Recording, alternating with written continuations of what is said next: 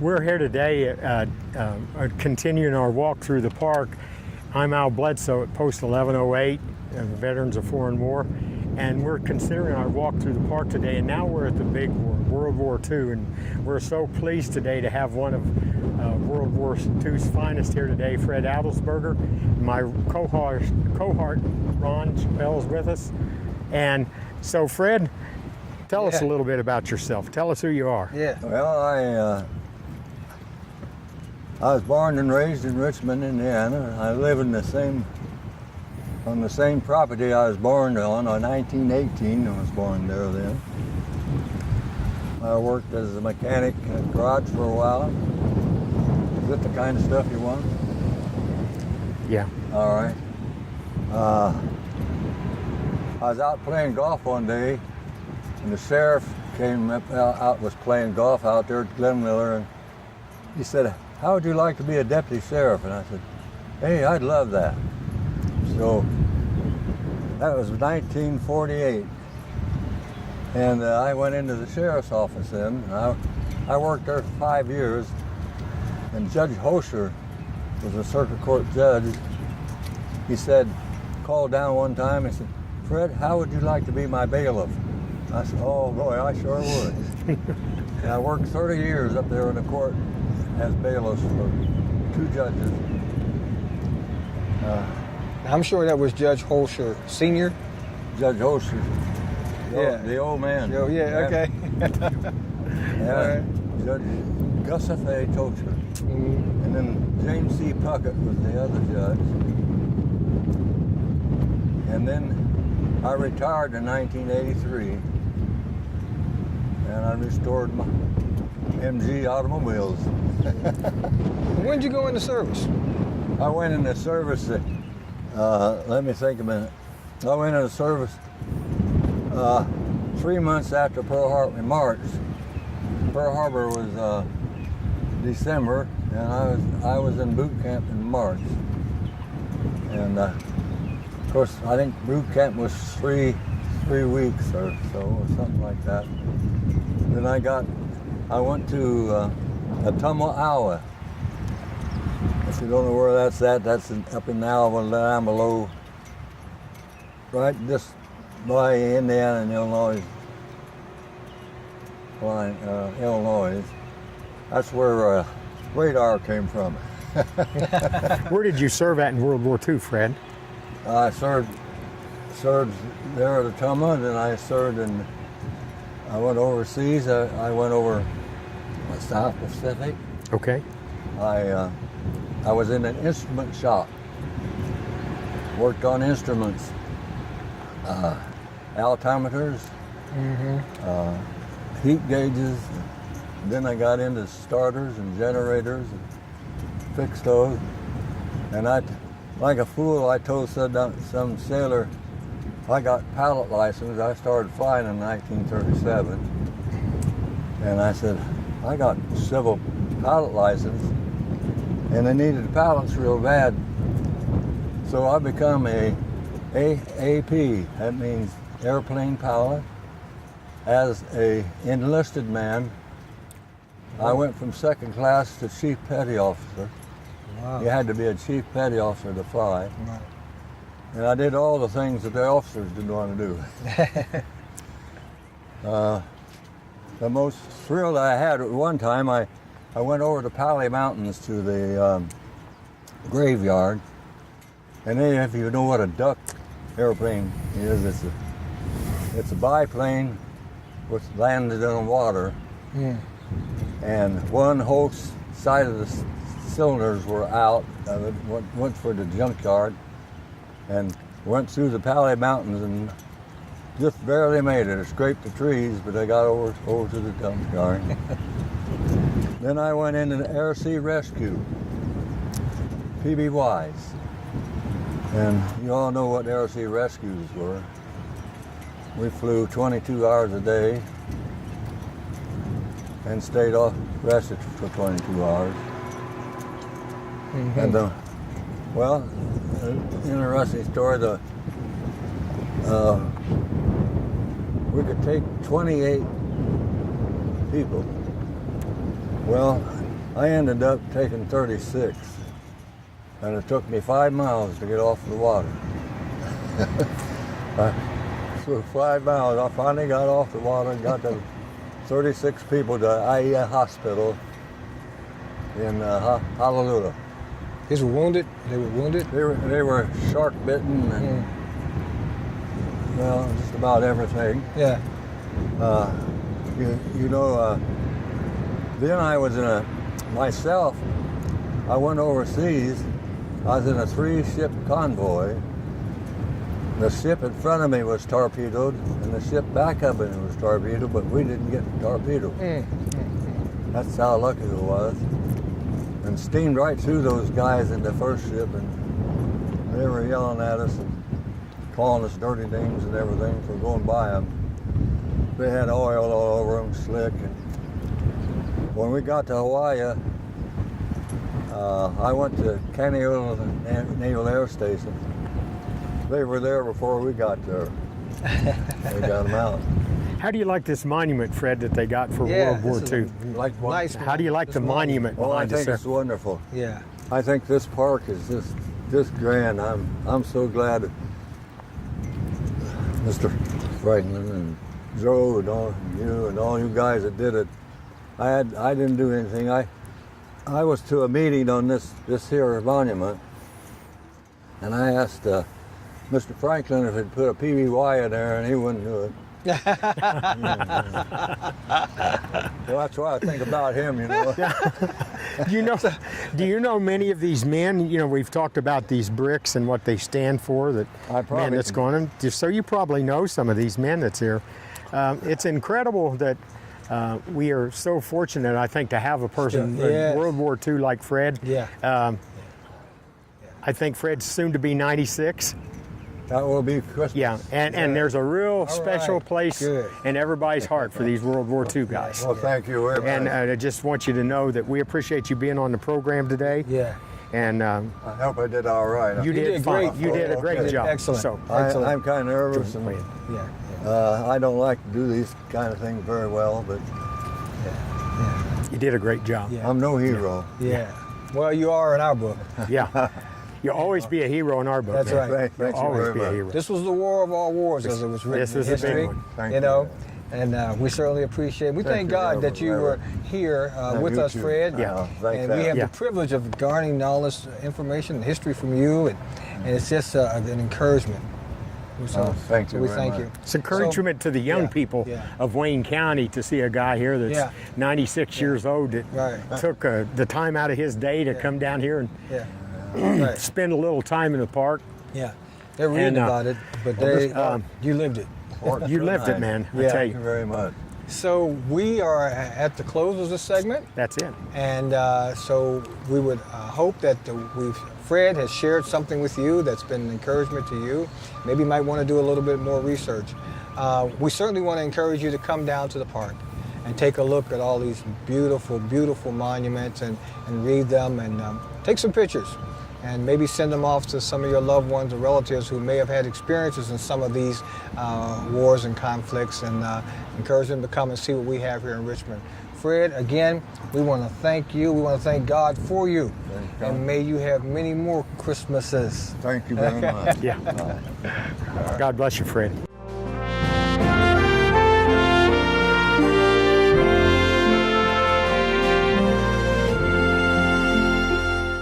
I'm Al Bledsoe at Veterans of Foreign War, Post 1108, Richmond, Indiana. And we're here today in the park kind of going around and looking at the different monuments, and we've passed through different monuments that we've had here at the park. And so far this has been a real learning experience for myself.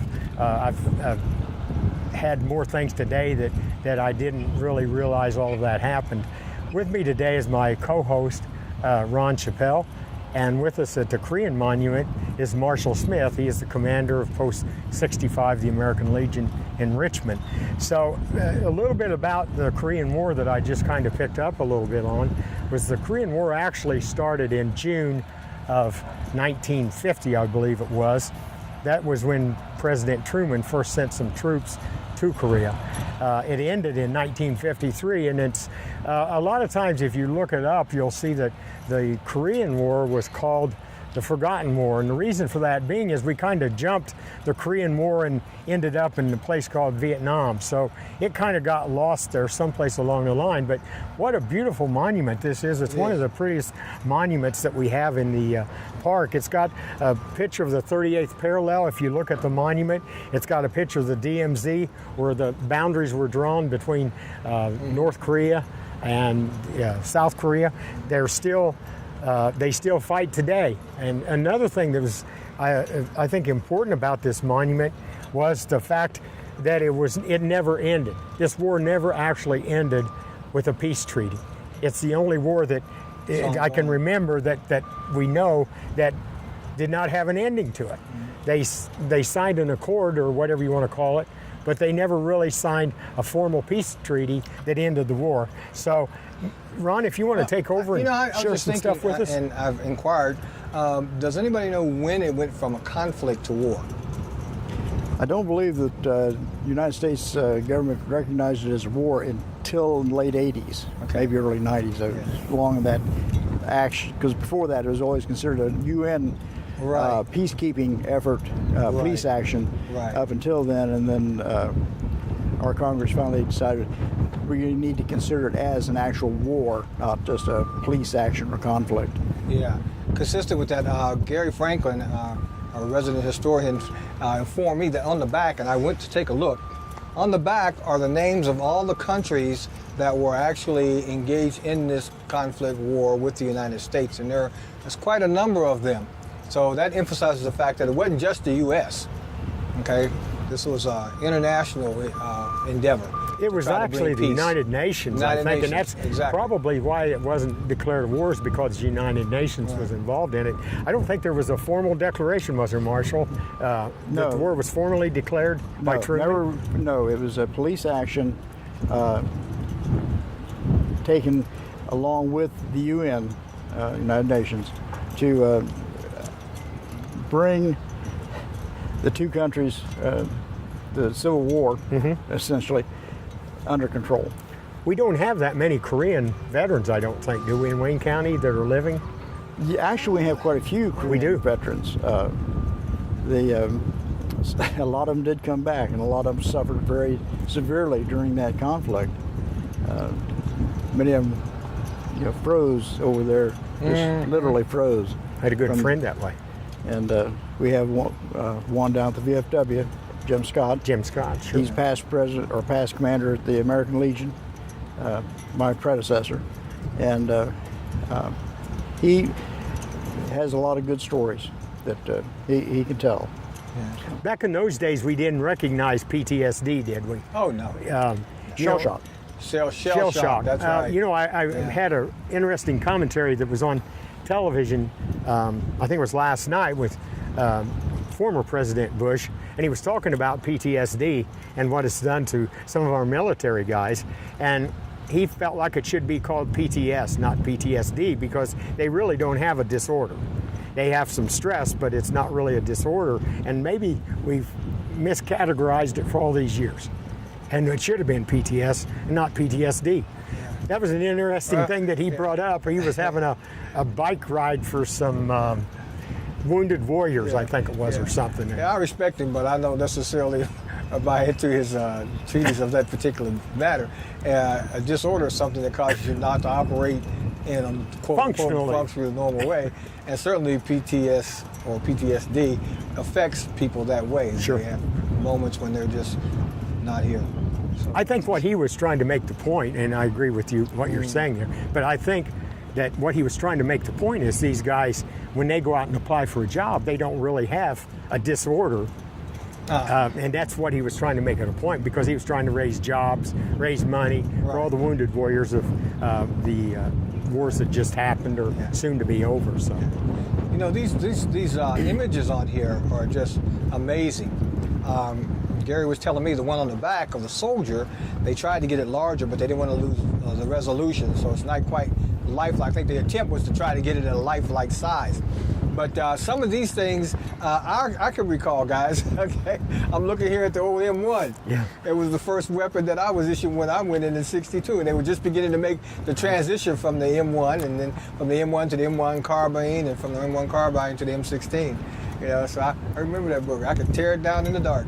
There's an interesting, over here in the corner over here is the Purple Heart Purple that we Heart, just yeah. had a little session on with Jim Jordan.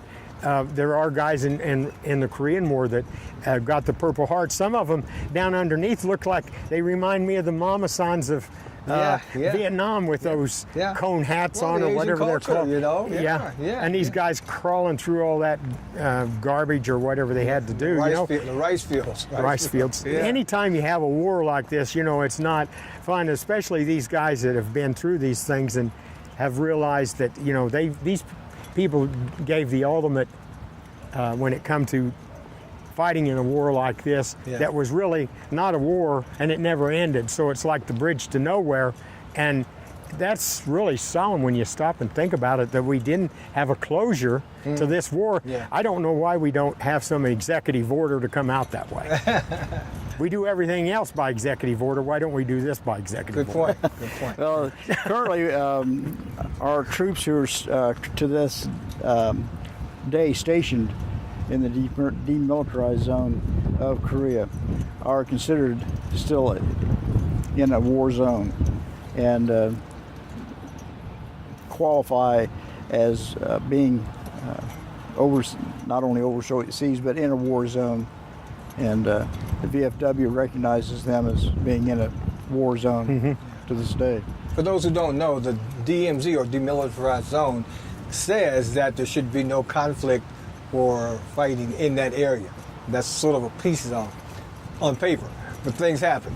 It might be a point, though, that it was brought up in some of the readings that I had, that on both sides of the DMZ, there are armed men waiting to defend that DMZ there. So that little patch of land in there that's supposed to be the demilitarized zone is not necessarily that. But that's interesting how these guys in Korea, all of that came about, and I never realized until I really started studying a little bit about what these guys really went through. In the Korean War, when in fact it is the forgotten war, because we kind of jumped over it a little bit. But this, what a beautiful monument this is. It's one of the prettiest monuments that we have in the park. Something should be pointed out here for those who come to see this monument. You'll see this, this is a UH-1, is it? I mean, the proper designation for this particular That's helicopter? a Bell helicopter. Bell helicopter, UH-1, I believe. It's got MASH on the engine covering, housing here. MASH wasn't there. The intent here was to kind of help people kind of recognize or understand what this war was kind of about. MASH was probably the best TV program that represented what was going on there. So they thought if people saw that, they'd be able to relate all this. Oh yeah, that's what it was about. So anyway. It's a beautiful monument. Ron, do you want to give us a closing statement on this beautiful monument that we have here in the this park? monument, as well as all the others, you know, is a fitting tribute to our men and women who served in this conflict, in this war. And it is our hope that when people come in and they see it and they look at these images and that they kind of get an appreciation for all the sacrifices that were made in this particular war. So with that said, we'll just say God bless America and God bless all the veterans that were associated with this particular conflict.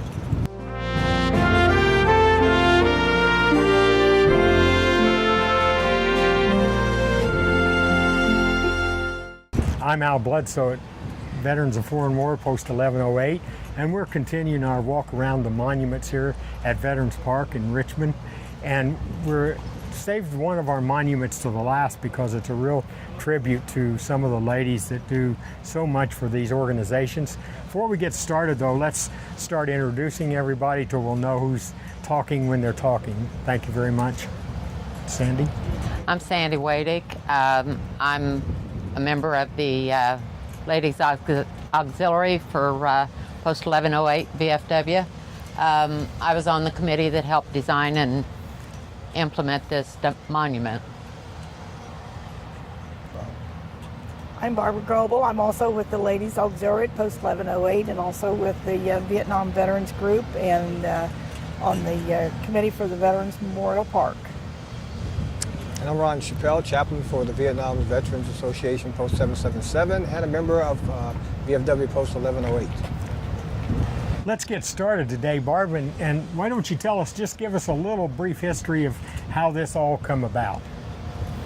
Well, one of the gentlemen from the park committee came to the Ladies Auxiliary and suggested that they have a women's monument, and he thought it would be nice if the Ladies Auxiliary would design it and possibly fund it, and we took that on as a project and got it done. What exactly does this monument represent? It says honoring the women's veterans, past, present, and future. What exactly does that mean, Sandy? Well, our idea in the monument was to encompass all the ladies that have served from the very beginning through the present and the future. At the very beginning, they didn't get much recognition. They always had to work in the background. And we felt like those women ought to be acknowledged also. That's a good point, because early on, they were almost separate entities within the service. You had the Women's Army Corps, the Women's Air Corps, the Women's Navy Corps, and all of that. And then the early 70s, I believe, is when women got fully integrated. But you're right, that identity was lost in terms of what they did up until that point. So that makes this monument even more important and significant to identify and let people know, what major roles they played in the wars and the service. I think we brought that up on some other programs that, the ladies behind the scenes, whether it's Legion or whether it's Veterans of Foreign War, American Legion, any of them, Vietnam veterans, these two ladies here are instrumental, and behind the scenes, they're doing all this stuff behind the scenes you don't even see. And that's what's so amazing about this. It's just quietly done, and most people do it amazingly without complaining about it, which is something I've noticed too, that the ladies really don't complain about their role in it. They just do it. I think that's a tribute to the ladies, but I've been one of those guys that I've always felt that behind every good man there's a good lady. All right. And sometimes the point person and not behind. So, Barbara, tell us a little bit more about your involvement. Well, we asked that different women submit pictures and kind of a little biographical of themselves. So all the women's pictures except 2 on the monument are from this area that served. Wow. And one is a cadet nurse, and that was a program that they had during World War II where the government paid for a nurse to go to nurses school, and then they had to serve, I think it was 2 years active duty after that. So all the women except the 2 are... Which, that one and this one. We wanted a woman veteran with a Purple Heart that visibly showed the Purple Heart, and so that came off the internet. Yeah. That's something that's really unique that I was going to bring up, because the Korean War, they made it a point to, when they made the monument, to show the Purple Heart. I think it's just really great that we have a lady that's actually wearing the Purple Heart, and that is part of her makeup or uniform or whatever you want to call it. So it's really another one of these monuments. It's beautiful. It's black. It's got the pictures, and it's just amazing to me how they can get so much detail in a piece of granite like that. So a monument like this, now you kind of glossed over some things, Barb, when you said, well, it kind of just happened. I know it didn't just happen. Okay, so was it difficult getting support after the park had come to you about it? Was it difficult getting people on board to make this thing go? No, all of the auxiliary ladies were very much behind it and very much into helping design it and helping raise the money for it. And we had several different kinds of fundraisers and donation jars here and there, and didn't have a bit of trouble getting the money for it. So what kind of fundraisers did you do? We did auctions. We did several different raffles. I believe we even did a motorcycle ride. Yeah, there was a motorcycle ride. So anything that we could think of. We did hit the shouldn't say hit. We requested donations from the other veterans organizations. We got some personal donations from individuals also. So from the time that you got the idea to do this to the time that you actually, how long did it take you to raise the money? Less than a year. Less than a year. Is that yeah. right? Yep. Yeah. How much was it? It cost us was it I think it was about $11,000. $11,000? I remember that. $11,000. That was done in 2011, I believe, because I Yeah. remember We started in 2011 and it was Yeah. I can remember dedicated in that. 12. I can Wow. remember that. So during the time you were raising the money, you were doing the design work. Correct. Yeah. So you just knew this thing was going to happen. Oh, right? We yeah. knew it was going to happen. Well, I One tell way you or what, another, it was going to I happen. tell you what, I've got an opinion on when ladies are behind something Yeah. in these clubs. Okay. It's going to get done because they'll push it more than the men will. The men will just slough it off and not do it. You know that as well as I do. So we got to be truthful. Well, And we the know we gotta go home. the women are going to push a project when they want a project done. Yeah. This is a good attribute of all these pictures and stuff. This is just amazing to me. Something else we need to bring up. We got a bench here. Yeah. This was dedicated by Post 1108. Auxiliary, yes. Auxiliary. So the ladies auxiliary, these ladies raise a lot of money. They work a lot of hours just to raising money to do stuff like this. Can you imagine how many bake sales or how many motorcycle rides you got to do to raise $11,000 for crying out loud? Yeah. I mean, yeah. this is, to me, this is That's just a a real lot. effort on a the lot of ladies' cooking. part, and they've come out with a great monument. So. Yeah. And as far as we know, this is the only women's monument in the state of Indiana. There is a women's monument in Washington, D.C., Right. and I don't know whether there's any in any other states, but we think this is the only one in Indiana.